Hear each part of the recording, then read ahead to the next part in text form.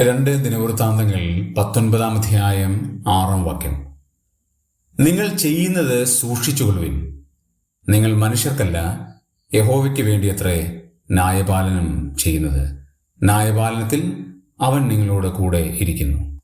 യഹോശാഫാത്തിന്റെ നവീകരണത്തിൽ യഹോശാഫാത്ത് പട്ടണം തോറും ന്യായാധിപന്മാരെ നിയമിച്ചതിന് ശേഷം അവരോട് പ്രബോധിപ്പിക്കുന്ന പ്രബോധനമാണ് 5 മുതലുള്ള വാക്യങ്ങളിൽ നമുക്ക് ദർശിക്കാൻ സാധിക്കുന്നത്.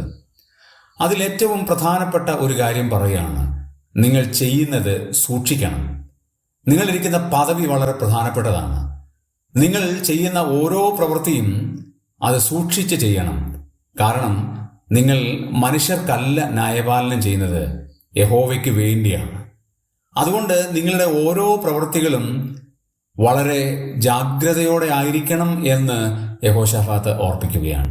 ഞാനും നിങ്ങളും നമ്മുടെ പദവികളും നമ്മുടെ മൂല്യങ്ങളും പിടിച്ചുകൊണ്ട് നാം ചെയ്യുന്നതെല്ലാം സൂക്ഷിക്കുവാൻ ആവശ്യകതയുണ്ട്.